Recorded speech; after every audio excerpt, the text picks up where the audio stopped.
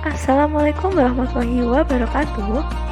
Saya Listiorini dengan NIM 2240232. Video ini dibuat untuk memenuhi tugas Action Teks Arab dengan dosen pengampu Bapak Ali Nurofik STHI MAG. Happy watching. Materi yang pertama adalah bab thaharah atau bersuci. Bersuci dalam bahasa Arab dikenal dengan at-thaharah, merupakan bagian dari prosesi ibadah umat Islam yang bermakna menyucikan diri yang mencakup secara lahir atau batin. Secara bahasa, thaharah artinya membersihkan kotoran, baik kotoran yang berwujud maupun yang tak berwujud. Kemudian secara istilah, thaharah artinya menghilangkan hadas, najis dan kotoran dari tubuh yang menyebabkan tidak sahnya ibadah lainnya menggunakan air atau tanah yang bersih. Sedangkan menurut hukum syara, thaharah artinya suci dari hadas dan najis. Macam air yang menyucikan. Air yang dapat digunakan untuk bersuci haruslah air yang bersih, suci lagi menyucikan. Air tersebut bisa berasal dari langit atau air hujan maupun berasal dari bumi, air tanah dan air laut yang masih murni dan belum pernah digunakan, bukan bekas pakai. Jika ditelaah dari jenis-jenisnya, air yang bersih, suci lagi menyucikan ada 7 jenis, yaitu yang pertama air hujan, yang kedua air laut, yang ketiga air yang berasal dari lelehan salju, yang keempat air embun, yang kelima air sumur atau mata air, yang keenam air telaga, dan yang ketujuh adalah air sungai. Sementara itu, selain jenis-jenis air, menurut hukum Islam, air itu sendiri dibagi menjadi 4 golongan, yaitu yang pertama adalah air mutlak.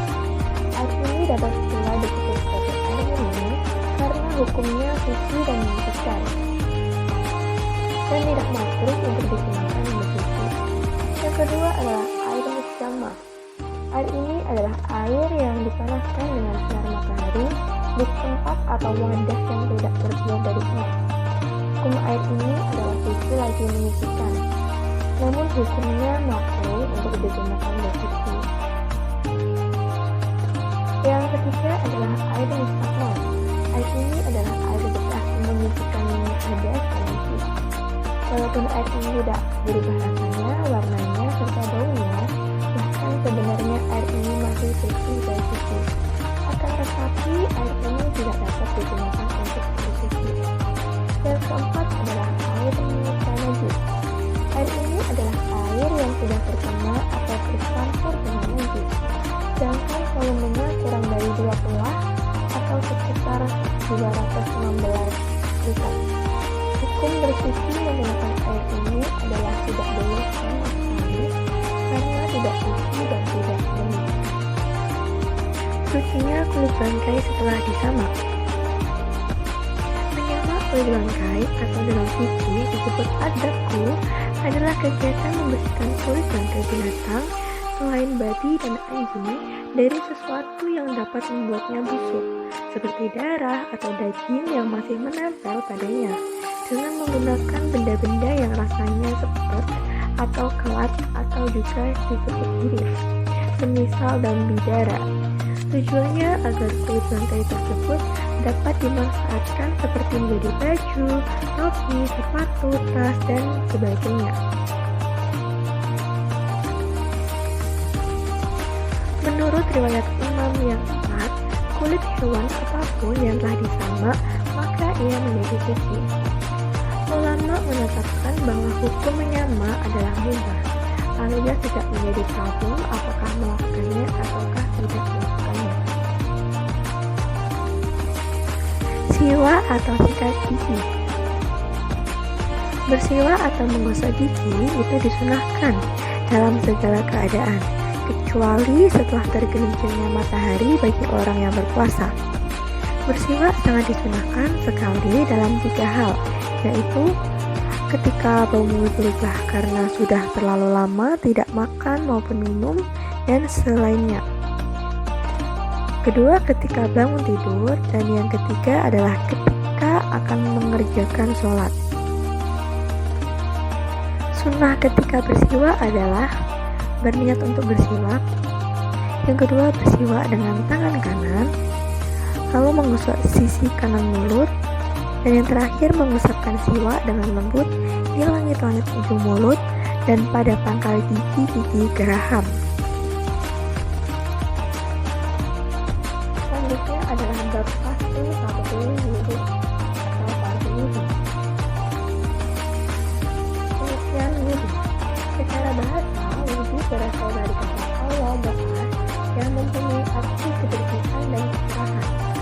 Sedangkan menurut istilah, wudhu adalah menggunakan air untuk anggota-anggota tubuh tertentu, yaitu wajah, kedua tangan, kepala, dan dua kaki, untuk menghilangkan hal-hal yang dapat menghalangi seseorang untuk melaksanakan sholat atau ibadah yang lain.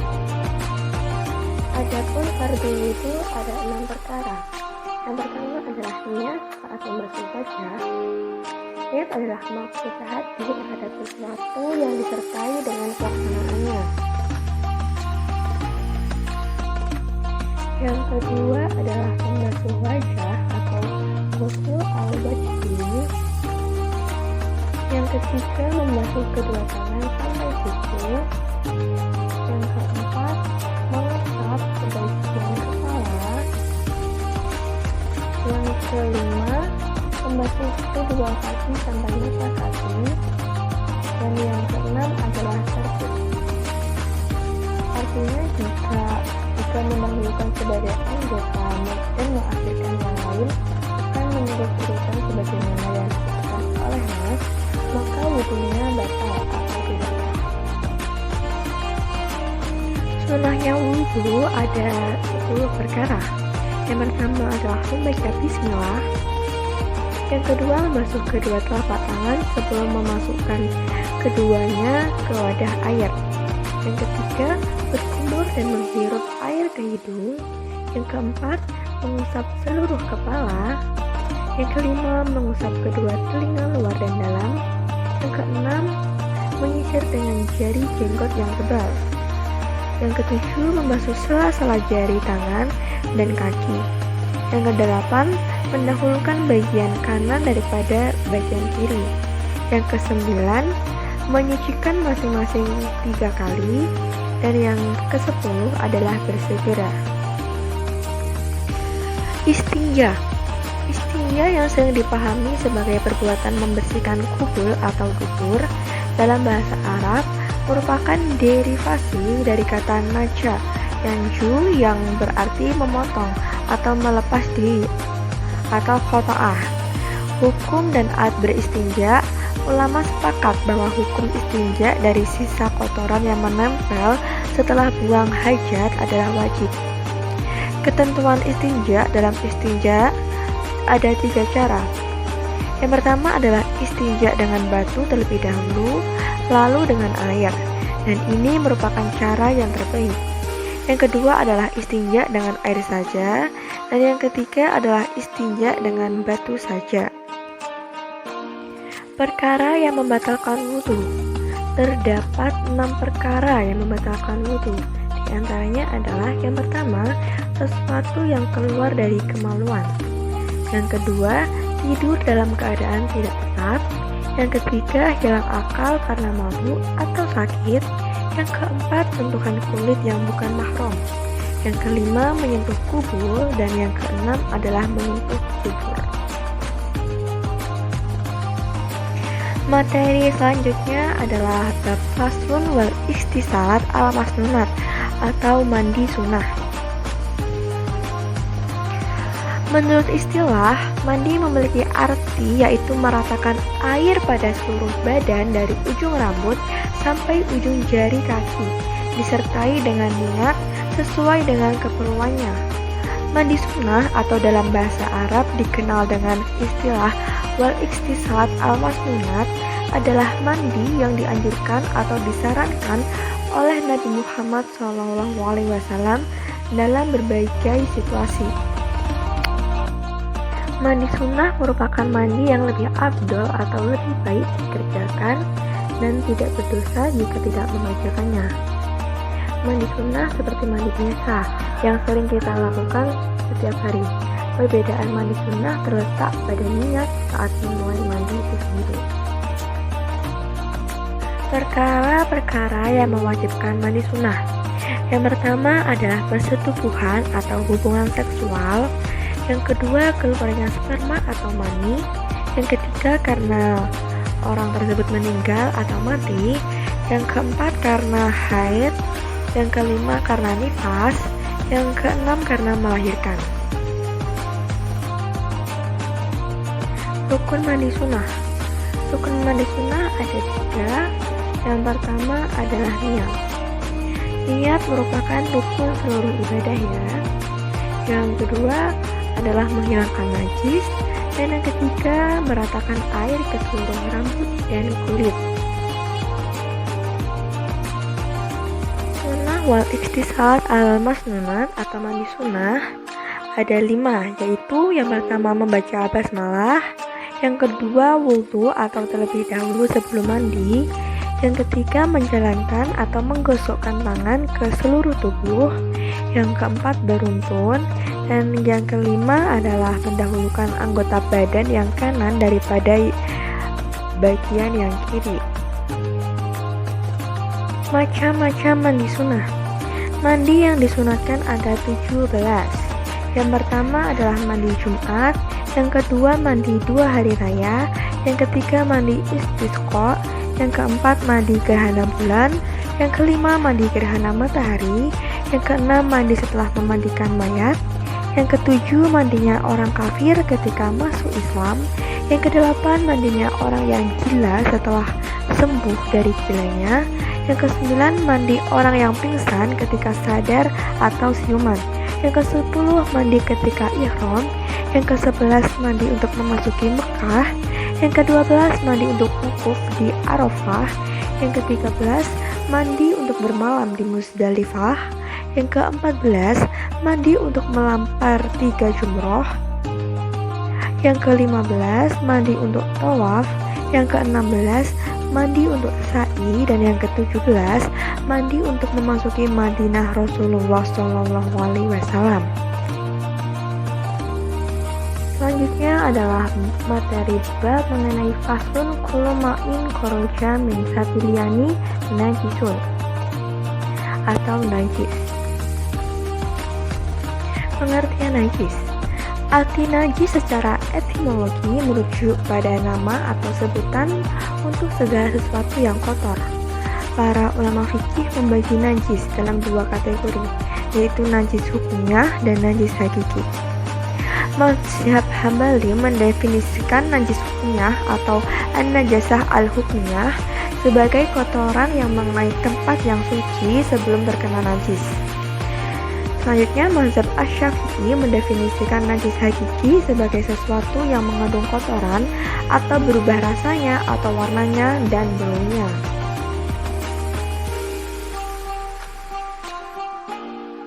Macam-macam najis. Najis dapat dibagi menjadi 3 macam, yakni yang pertama najis mughaladzah atau najis berat, yaitu najis yang berat, yakni najis anjing dan babi serta keturunan dari keduanya. Yang kedua adalah najis mukhafafah atau najis yang ringan atau enteng, yaitu air kencing bayi laki-laki yang umumnya kurang dari 2 tahun dan belum makan apa-apa kecuali air susu ibunya. Yang ketiga adalah najis mutawasithah atau pertengahan dan sedang, yaitu najis kotoran seperti kotoran manusia atau binatang, air kencing, nanah, darah, bangkai, selain bangkai ikan, belalang, mayat manusia, dan najis yang lain, selain yang tersebut dalam najis ringan dan berat. Nah, najis mutawasithah di sini dapat dibagi menjadi 2 bagian, yakni najis ilmiah atau yang dilihat berdasarkan zat dan sifat-sifatnya, yaitu najis yang bendanya berwujud seperti darah, air kencing, dan sebagainya.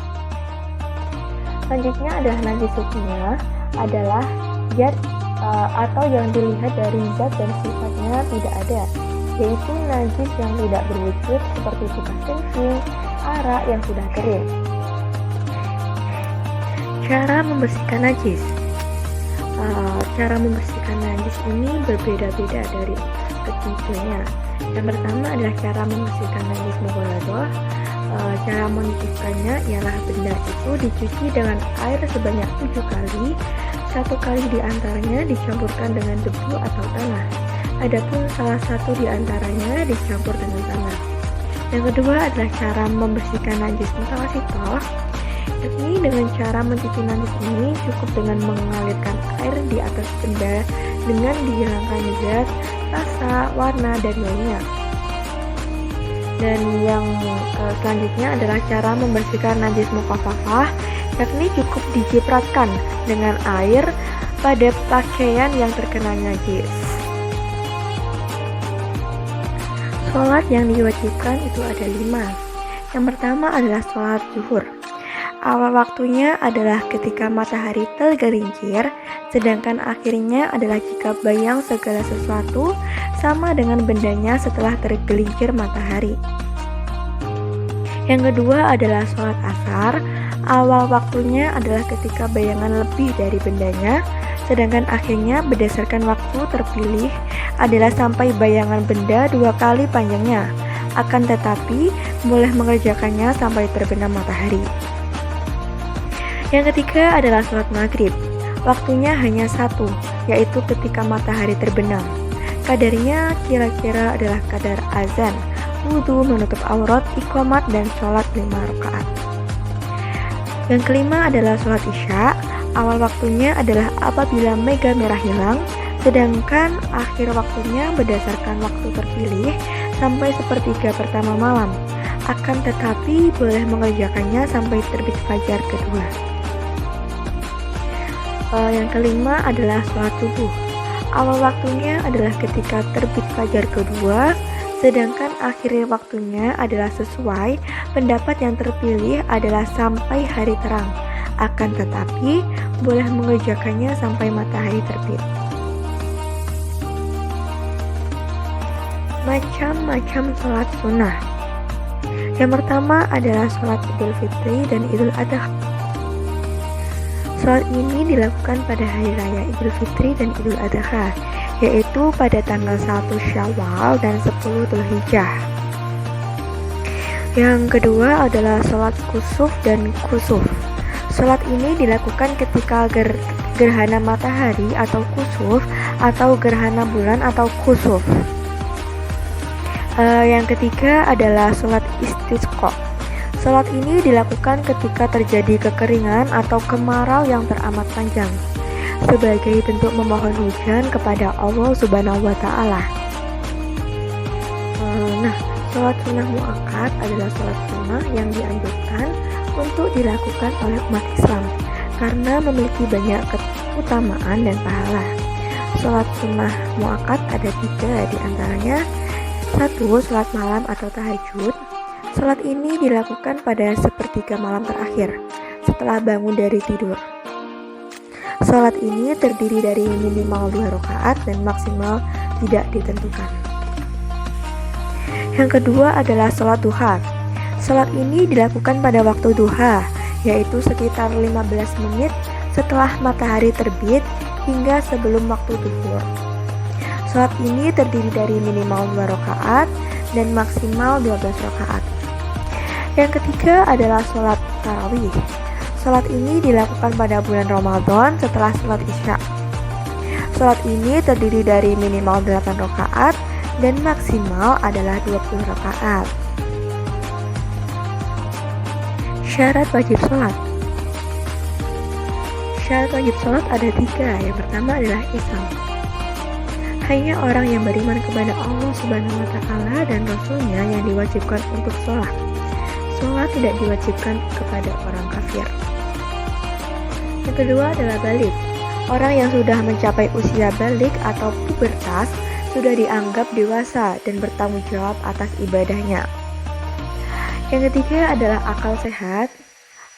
Ini adalah syarat yang berkaitan dengan kemampuan berpikir dan membedakan hal-hal yang baik dan hal yang buruk.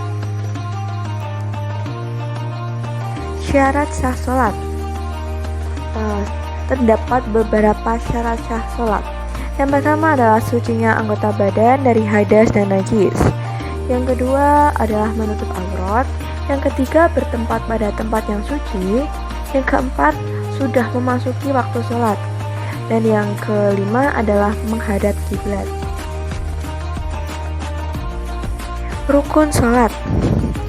Rukun atau fardu sholat ada 18, yaitu berdiri apabila puasa, takbiratul ihram, membaca al-fatihah dengan basmalahnya, ruku dengan tumakninah dalam ruku, bangun dari ruku, i'tidal atau berdiri setelah ruku, tumakninah saat i'tidal, sujud dan tumakninah saat sujud, duduk di antara dua sujud dan tumakninah, duduk terakhir, dan tasyahud atau tahiyat saat duduk terakhir, membaca sholawat pada Nabi saat tahiyat akhir, salam pertama, niat keluar dari sholat, tertib atau sesuai urutan. Perkara pembatal sholat. Perkara yang dapat membatalkan sholat ada 11, yaitu pertama adalah perkataan yang disengaja, yang kedua gerakan yang banyak atau lebih dari 3 kali, yang ketiga adalah hadas kecil ataupun hadas besar, yang keempat karena adanya najis, yang kelima karena terbukanya aurat, yang keenam berubahnya niat, yang ketujuh adalah membelakangi kiblat, yang kedelapan makan, yang kesembilan adalah minum, yang ke-10 adalah tertawa dengan terbahak-bahak, yang ke-11 adalah murtad.